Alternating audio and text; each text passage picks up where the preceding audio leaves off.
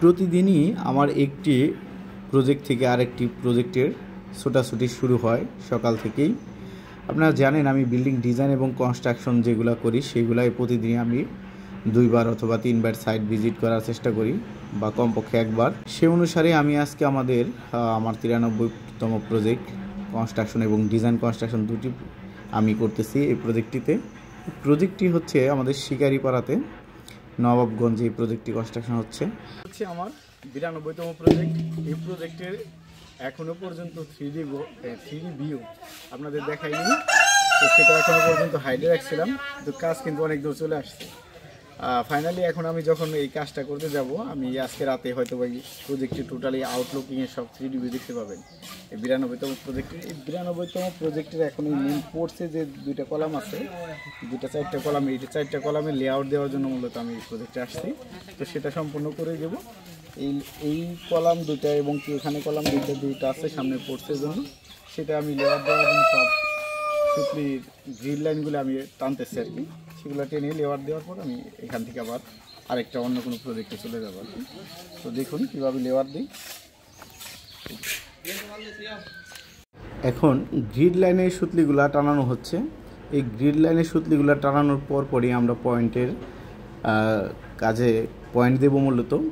এর সাথে আমরা ক্রসগুলো ভেঙে নেব, জানি সামনের 2টা কলাম কোনোভাবে জানি ব্যাকাতারা বা কোনো এক পাশ না হয়ে যায়, সেটা খেয়াল করার জন্য মূলত ক্রসটা আমরা মেরে নেব আর কি। সেটি আমরা ফাইনালি একটার পর একটা স্টেপ বাই স্টেপ আসবে, সেগুলো আমরা করতে থাকবো। এখন গ্রিড লাইনের সুতলিগুলো টানিয়ে পরবর্তীটা আমরা সেই ক্রসগুলো কাটবো, তারপর পয়েন্টিং দেব। একই পাশে আমাদের সামনের বেলকনির কাজ হচ্ছে, সেখানে আমার সৈনিকটা কাজ করছেন। আমাদের ড্রয়িং অনুসারে মেজারমেন্টগুলো ঠিক আছে কিনা সেটাও আমরা পরীক্ষা করে নিচ্ছি, আবার চেক দিয়ে নিলাম। আর সেই চেক দেওয়ার পরে ফাইনালি আমরা গ্রিড লাইনের সুতলিগুলো টানানোর পারমিশন দিয়ে 2 পাশেটাই টানিয়ে রাখলাম। যারা আমাদেরকে দিয়ে ডিজাইন করিয়ে কনস্ট্রাকশন করান, তারা যে সকল সুবিধা উপভোগ করে থাকে তার মধ্যেই এখন দেখতে পাচ্ছেন একটি, আপনারা দেখতে পাচ্ছেন একসাথে আমরা এই পাশে লেআউট দিলাম, আবার এই পাশে গাঁথনি চলতেছে। এর মধ্যে কিন্তু আবার আমি প্রজেক্ট ভিজিট করে এসে দেখি যে পাইপ ফিল্টারের কাজও করে নিচ্ছে নিচেরগুলো আর কি। সেটা ভুল আছে কিনা, সেটা সঠিক আছে কিনা সেটাও আমি চেক দিয়ে নিলাম। কারণ আমি যদি এটা কনস্ট্রাকশন না করতাম তাহলে কিন্তু এখানে আমি আসতে পারতাম না, বা এটা ওনারা যদি ভুল করে যেত তাহলে এই ফ্লোর ভেঙে আবার পুনরায় নতুন করে করতে হতো।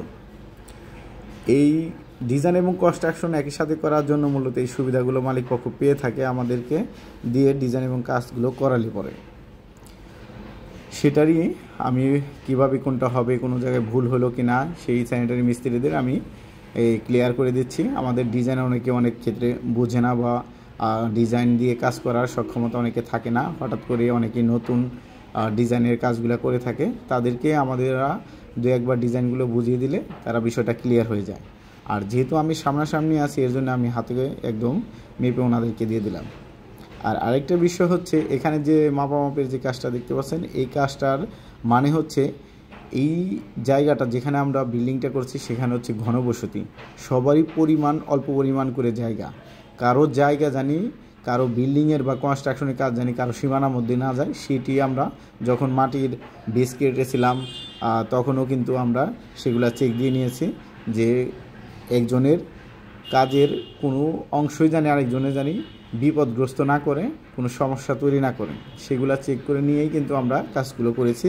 এখন ফাইনালি আমরা যখন সামনে বেলকনি করতেছি, সেখানেও কোনো অংশ কোনায় পড়লো কিনা বা কোনো বেজের কোনো অংশ গেল কিনা, সেটা মালিক পক্ষকে ডেকে কিন্তু আমরা চেক দিয়ে নিয়ে আমাদের যে সীমানা যে এই খুঁটি ছিল সেই খুঁটি থেকে আমরা আবার পুনরায় সুতলি টানিয়ে ওনাদের আবার দেখিয়ে নিচ্ছি যে দেখেন এই পরিমাণ জায়গা ওনাদের জন্য রাখা হয়েছে, আর এই পরিমাণ জায়গার মধ্যে আপনারা আপনাদের স্বপ্নের বাড়িটি নির্মাণ করছেন।